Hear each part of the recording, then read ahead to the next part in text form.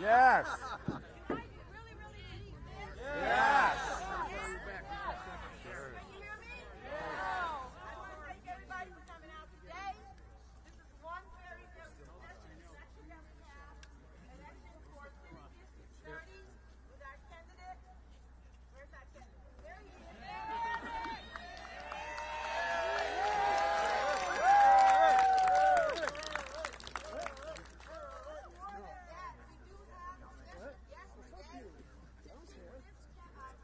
And I'm going to give you a little bit of information about him. I don't know if you know anything about this young man. He's a native of El Paso, Texas. His name is Robert Francis O'Rourke. He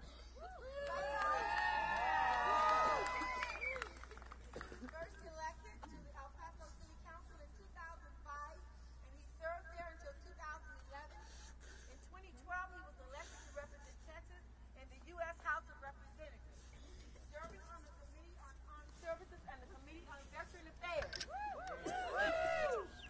Beto's family has a history of service to their community with his father, Beto O'Rourke, serving as county commissioner and county judge, as well as serving as state chairman of Jesse Jackson's 1984 and 1988 presidential campaign.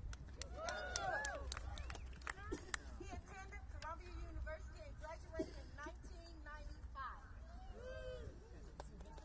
So 95.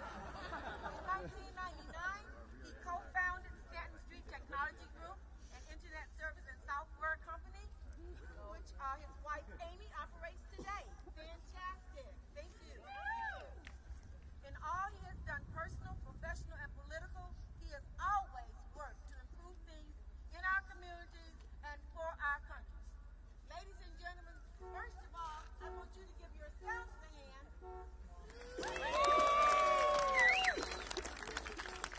Right now, it gives me great pleasure and great honor to introduce to you Beto O'Rourke.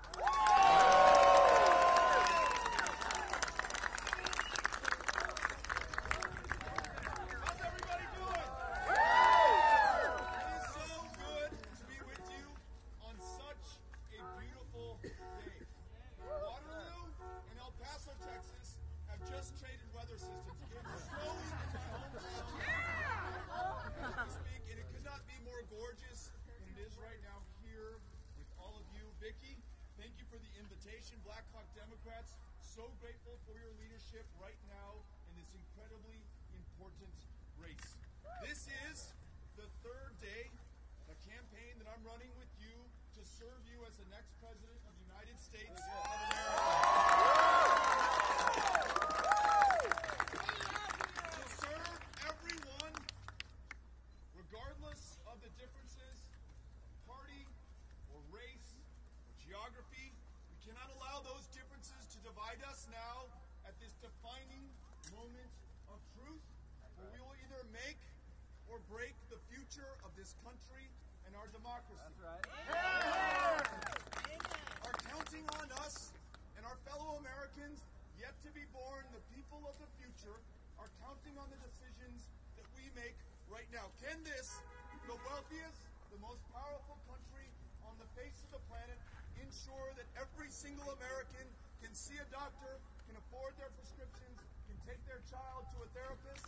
That's on us to decide. Can we ensure that we never again take children at their most desperate and vulnerable moment from their parents after they have traveled 2,000 miles, leaving some of the most violent countries in the world, deporting those parents back to the countries from which they fled in the first place, and locking those kids up in cages? Or can we be the country that decides those asylum seekers who can find a home here, they will be better for it, but so will this country. Our strength,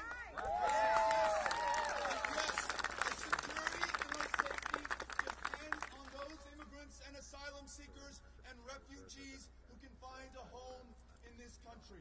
When it comes to an economy that works too well for some, it does not work well enough for far too many. Where we have school teachers in this community, and nearly half of them in the state of Texas, working 2 or 3 jobs just to make ends meet. We need to make sure that when we say that we support public education, K through 12, and sooner than later, pre-K through 12, it means getting behind those educators, those librarians and therapists and school bus drivers, cafeteria workers, and teachers in each and every single classroom.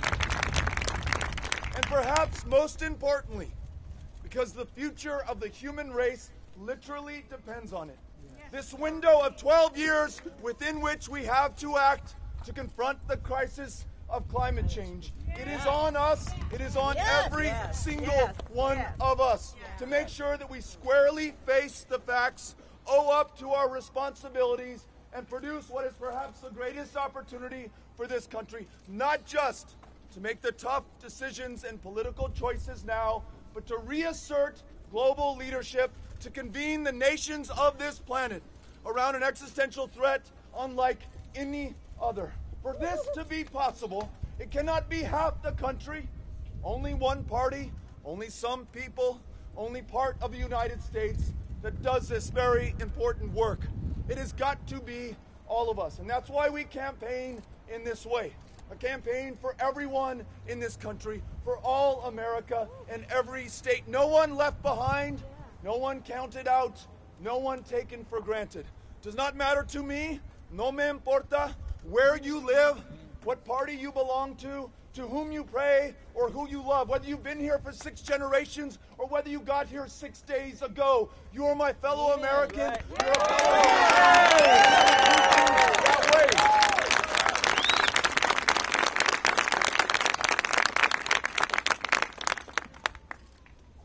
I had the great fortune of serving my community in the United States Congress. Anything of any consequence or significance that I was able to be a part of, 6 years in the minority, involved finding that Republican colleague or partner with whom we could find common cause, work from common ground to get the common good accomplished for those that we want to serve, for this great country.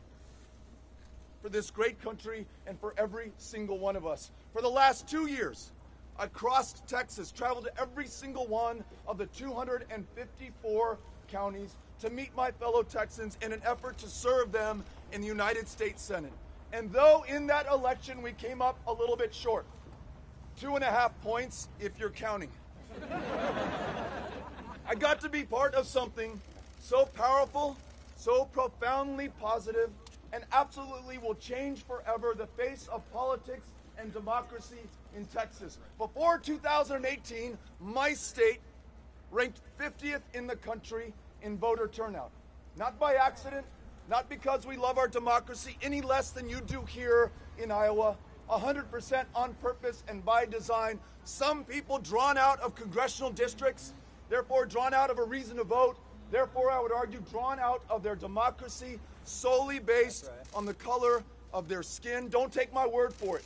4 times in 2017 alone, the courts found this to be the case. That's why we ranked dead last in the country. We were losing out on the voices and the votes of our fellow Texans and our fellow Americans to come up with the solutions to our problems. So we ran a campaign that sought to transcend those obstacles and those barriers. Texans from all walks of life, from all counties, from both sides of the political aisle, came out and did something that I have never seen before in my life. Voter turnout was up all over the state. Voter turnout amongst young people was up 500% from the last midterm election. This state that we thought was too red to count in national elections, why bother? Never had a seat at the table. It now does. And by the way, though we lost our Senate race, there were 2 congressional seats thought to be safely Republican. There are 2 Democrats serving in them right now. In Harris County, the home of Houston, Texas, one of the biggest cities in the United States, the most diverse city in the United States, 17 African American women won their elections to serve in judicial positions of public trust, literally changing the face of criminal justice in the state.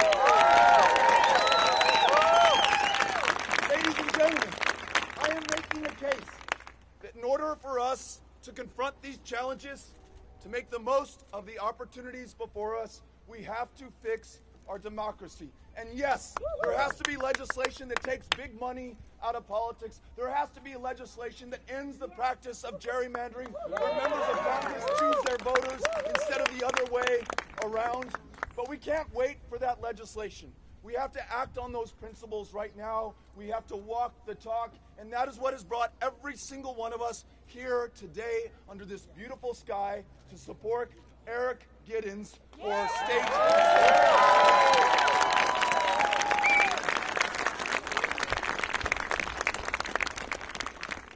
His chance of prevailing in this election rests squarely with each of you.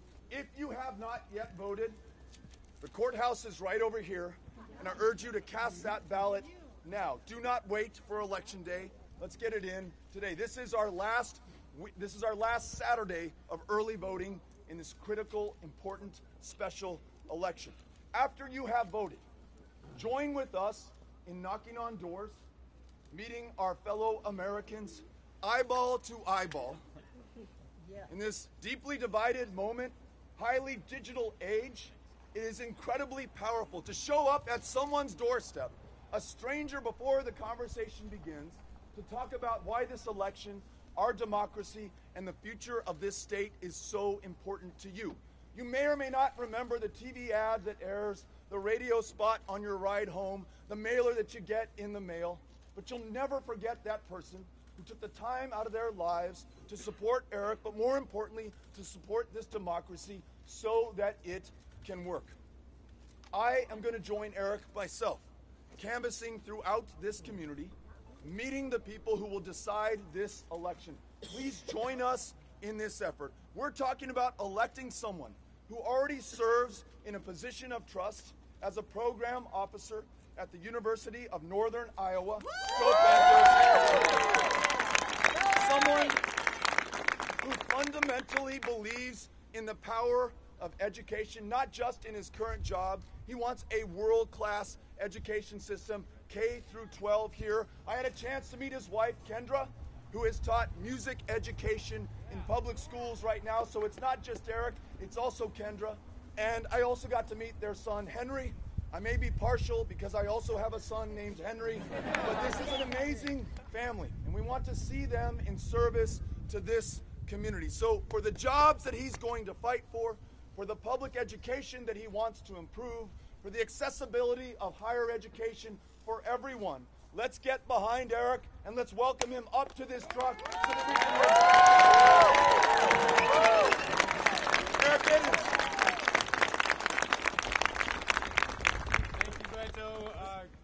I get the distinguished honor of trying to follow that.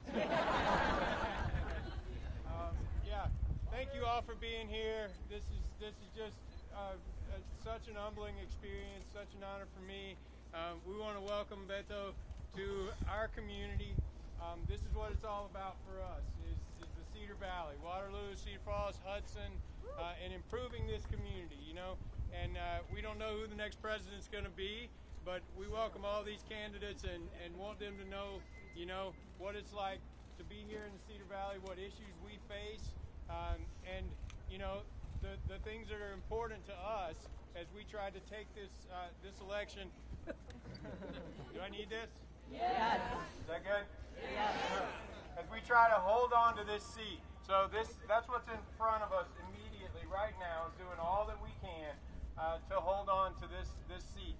So I'll just say a couple of things quickly. Beto talked about education. Education is deeply important to me. I grew up in an education family. I taught for a few years in the Cedar Falls School District. I work at the University of Northern Iowa. I'm on the Cedar Falls School Board right now. I've been on the school board for a year and a half. My wife is a teacher, as he mentioned. My son is a student in Cedar Falls. And so education is profoundly and deeply important to me. I do have education credentials, as I said. My opponent, you know, claims to have done things for education in the Iowa House. We're not going to focus on him, but I do just want to point out we have a bit of a contrast here between my education credentials and his. So if you're looking for things to talk about at the doors, that's one. environment is super important to me.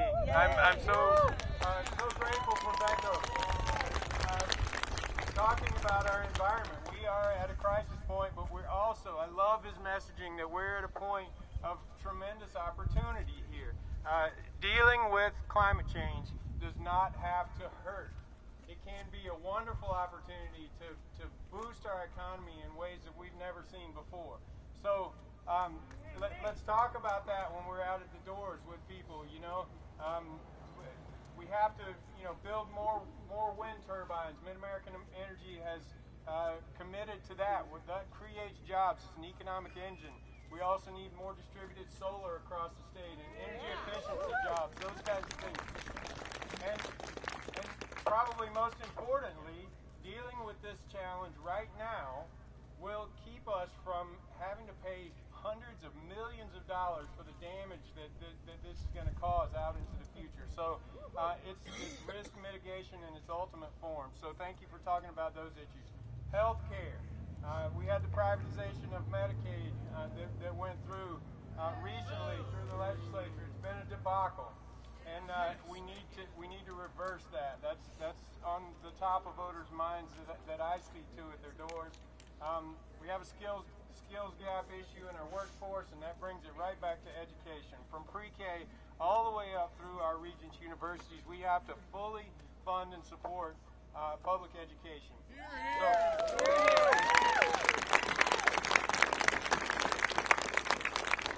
So that's why I'm in this. I care about this community.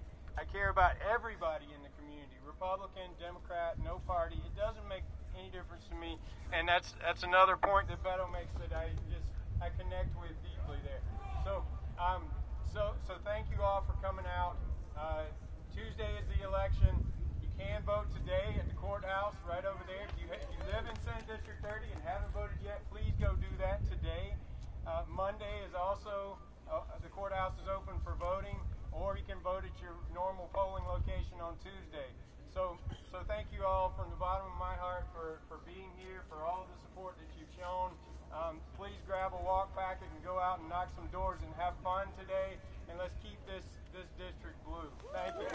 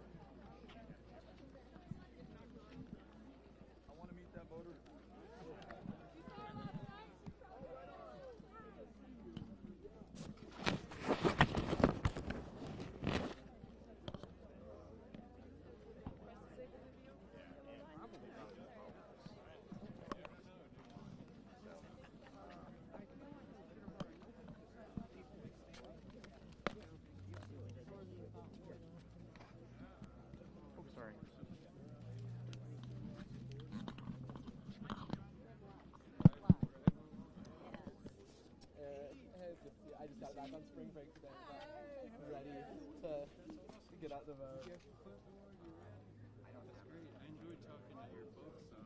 Oh, yeah? Yeah. Shout out. I was so excited. I haven't been in Minnesota, but I saw that you won the nomination. I was really excited. Yeah. Yeah. Don't touch.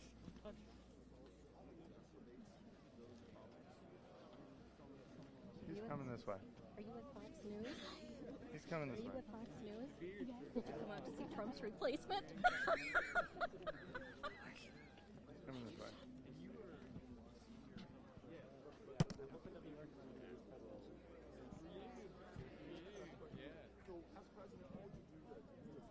Tylerman over there.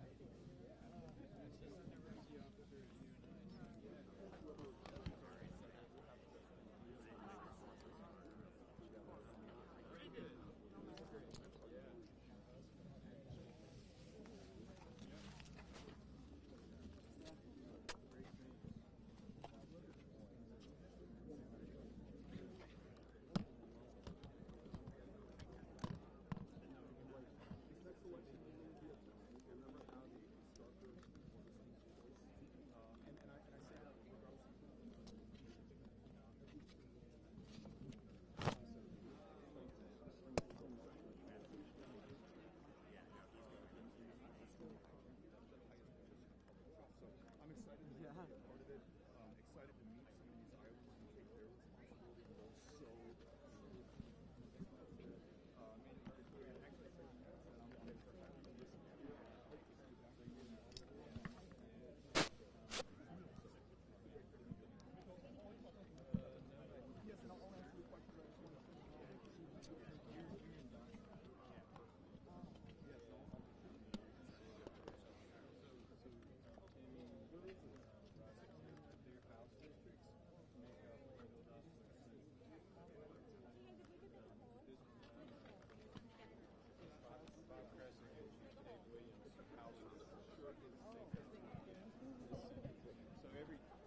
It's not falling out, is it?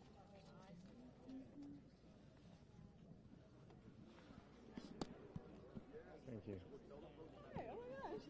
Christina's somewhere in there. I saw it. Oh, she's wonderful. She's really There's too much in there. Trying to get the word out.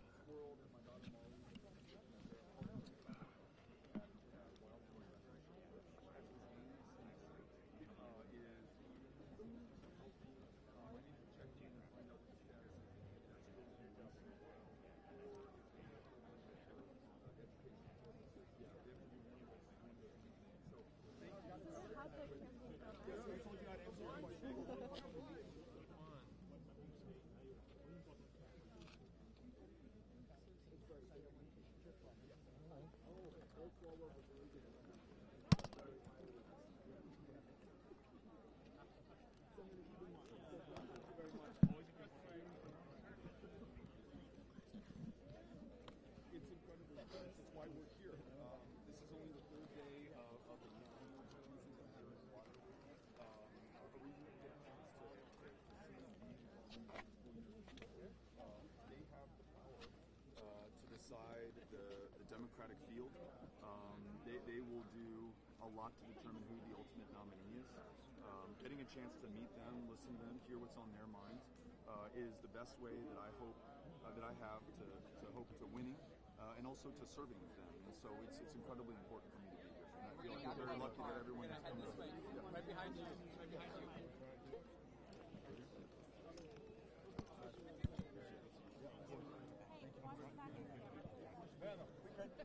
Everyone push back.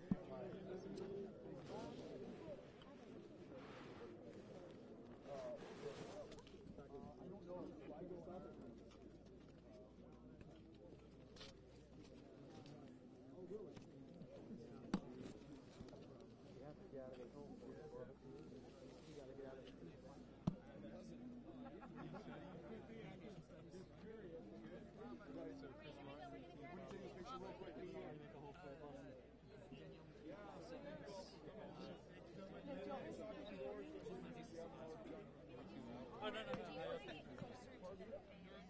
I want a selfie. Yeah, I want that selfie.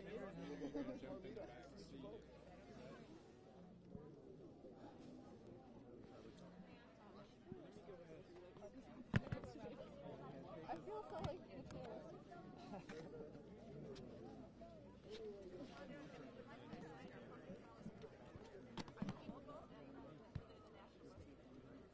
I would like. Can I read that? Go back to that.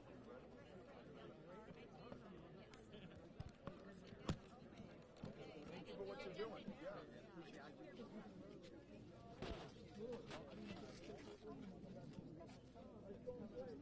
Of course. Yep, you're gonna look by the car. Are you knocking on doors? Thank you. Gaggle over here. Right, we're gonna gaggle back over here.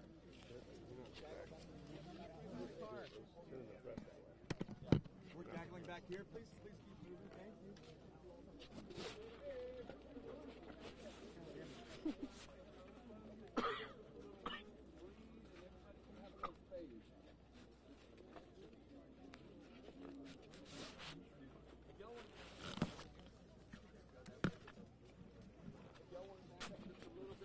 If y'all want to keep backing up just a little bit, he'll come by and say hello to everybody, okay? Thank y'all for coming out. Yeah. Oh, this is the biggest car. So he's gonna walk down here and then y'all can. This pathway though? Yeah.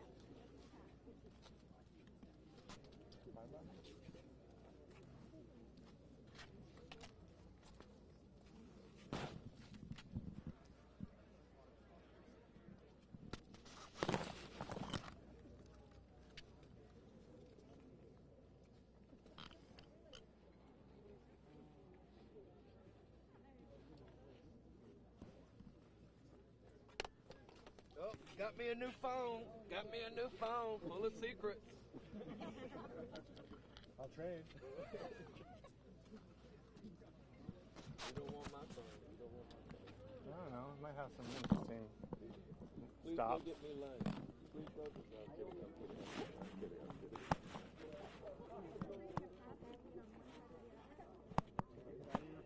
That's right. I just want to leave. Okay, good. I put one down. Yoo-hoo!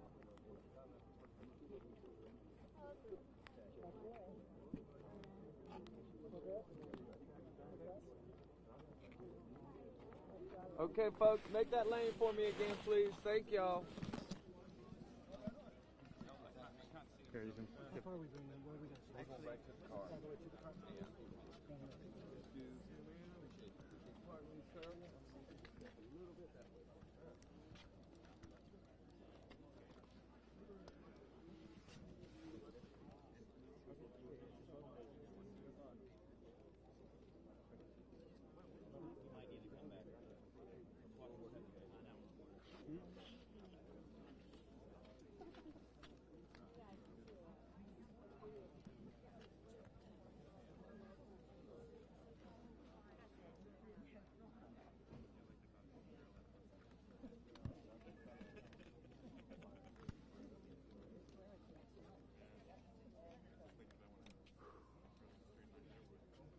All right, I'm not going to let you move, okay?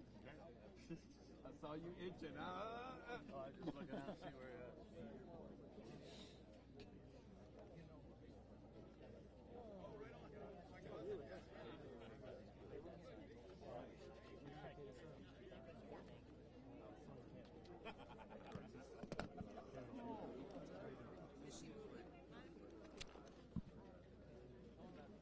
Thanks.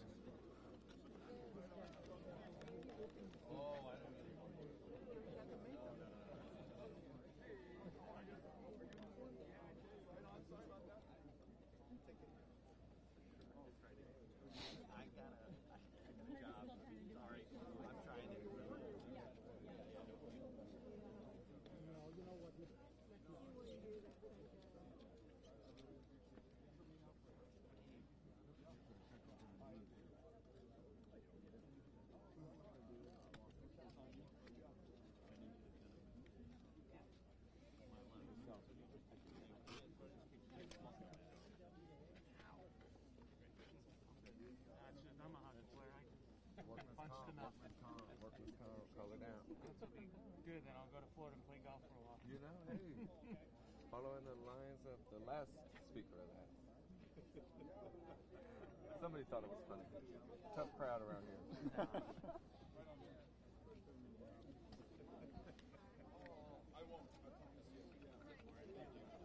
I need you to hop out in the lane. Yeah. Which way do you want me to go? Right or left? You're in the lane. Left. You could.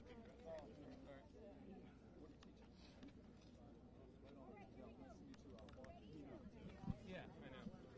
He doesn't blow that up. Right. Hey, I'm Beto. Nick, where's he? Okay, perfect. All right. Do-si-do with me. I'm going to stick past you. Gotcha. And then he's going to get to the car and then turn around for you. We're going to do a gaggle right there. Okay? Excuse us. Right. That way. We got to have a clear way. Guys, don't push me. Please back up. DJ, can you push back, please? Guys, watch out. I'm going to back up. Y'all got to clear the way. Okay. Heavy load. Yeah. Those are heavy, aren't Back they? up, please. Back up, please. Sir.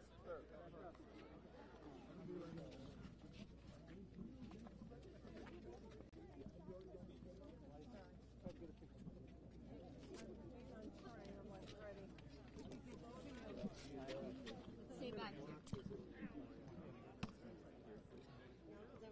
You're going to get a photo. I promise you get a photo, okay? You get a selfie, whatever it is. Selfie, Daisy. We're going to need you right over here. Well, you need to get out.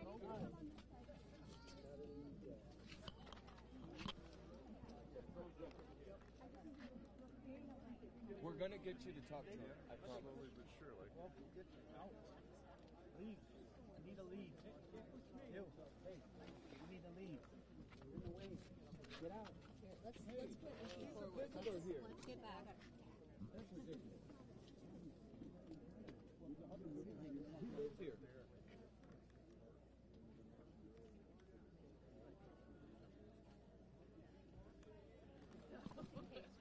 The next time you come, it's going to be so. If you want to do it now.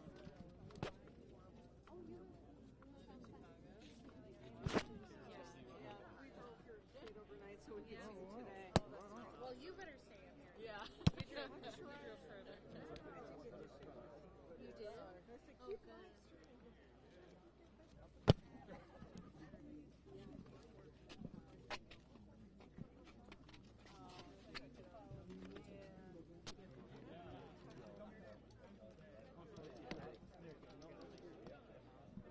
I'm just protecting No, you're good, man. You're good. No, I'm pretending my airport. You are.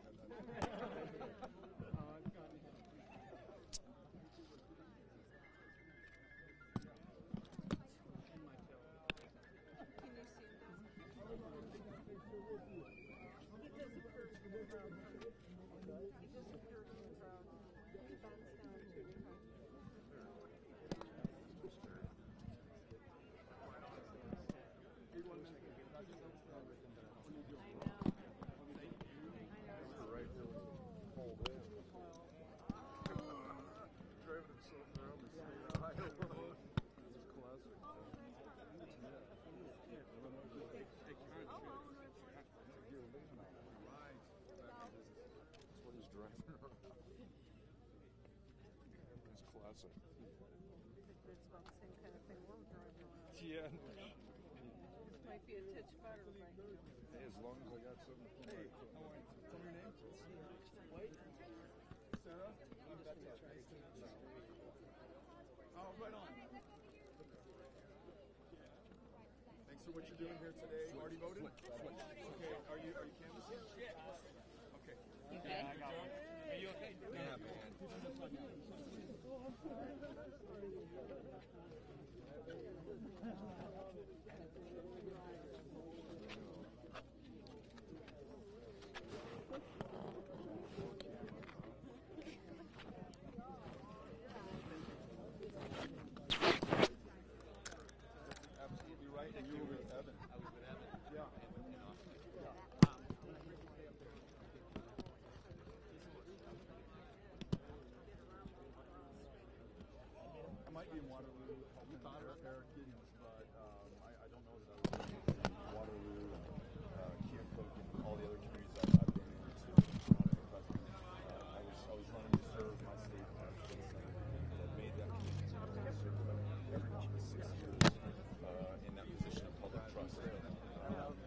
an opportunity now to do something that I think the country badly needs, or maybe I should put it this way: I get the chance to be part of something that the country badly needs. That is this very divided moment, and not just coming together for the sake of it, so that's important enough, but coming together so that we can achieve these really ambitious goals we have. You're not the first candidate to say, I want to bring this country together. Most recent Democratic president, a lot of people thought he was Why do you think that didn't happen? Are you going to listen to me? What was hard and why do you think? Hey. Yeah, I don't know. I know that President Obama worked incredibly hard to find common ground with Republicans and Democrats alike. Took a message to the but also was able to achieve a heck of a lot in those 8 years. Domestically, you look at the Affordable Care Act, and millions of Americans who lead better lives. Many of those lives saved because of that legislation. In foreign policy, you prevented Iran from obtaining a nuclear weapon.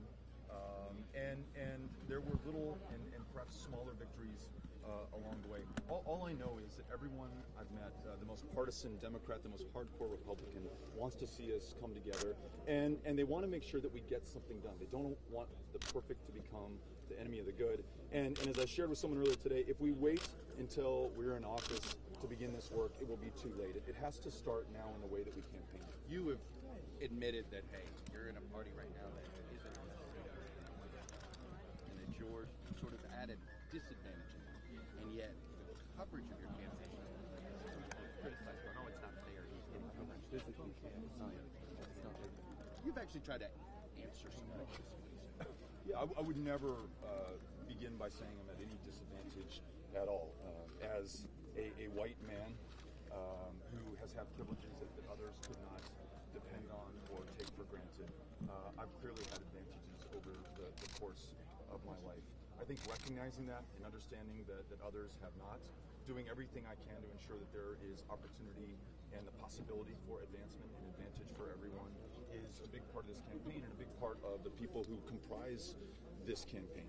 I just think that this is the best field that we've ever seen in the nominating process. I think the diversity of background and experience, expertise that is going to be brought to bear on these problems is exceptional. And I know at the end of the day, we're all going to be on the same team. And I'm excited about that. And so that's the way that I'm going to continue to run. But I'll tell you, I also happen to be the only candidate from the United States-Mexico border at a time that dominates so much of our national conversation and legislative efforts and the things that the president talks about. There's one candidate who's there who can talk about the profoundly positive impact that immigrants have had on our safety and our security, as well as our success and our strength. I ran for statewide office in what was thought to be a red state, and that state is now in play by most people's estimation. So there are some things perhaps that what will be different about this candidacy from the candidacy of others. If that's better, if that's worse, I don't know. I leave it to the voters. We're going to get a long time. Let me ask you one last question. Sure. Yeah. This one. People are trying to get to know who you are. Give me 3 or 4 books that you read that would say, you know what? If you read those books, you'll get an idea of how I think. Yeah. The Odyssey is my favorite book of all time. It's got so many stories within the story, but ultimately about homecoming and family and friendship, adventure and struggle and loss.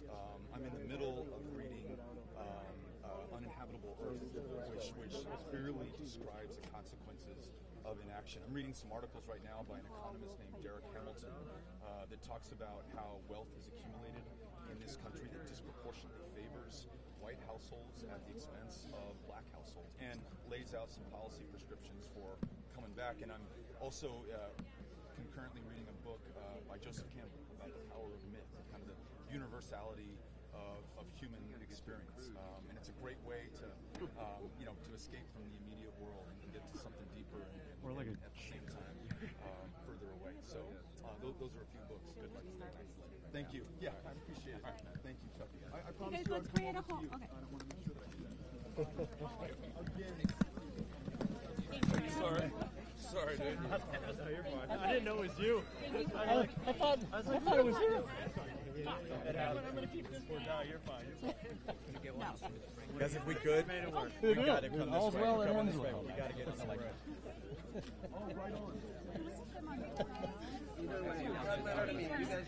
I think if you're able to turn this way, that's fine. He'll probably stand shoulder to shoulder right here that way. You know, the same thing. Y'all can do whatever y'all want. I just need to get right here. Just push back behind all the photographers. Standing right there. Yeah. I feel like this is my purpose, being with people, being where people are coming together with the common purpose of getting things done. When I say I'm going to do it, I think that's, we were just talking about Joseph Campbell a second ago, and he talks about following your bliss. I mean, my bliss is in service, is in working with people, is in trying to find the commonality in the midst of great division. I just, I feel like I have something to contribute in this way. So, yeah. Right before you launched, there was what to do about the Israel situation. What do you think specifically should be done on that? And do you condemn Omar's remarks? So, first of all, I'll begin with what I believe. The best possible path forward for peace in that region is a two-state solution.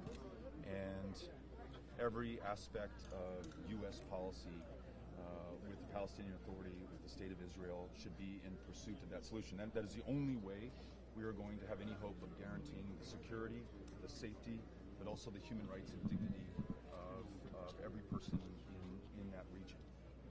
I think that the representative,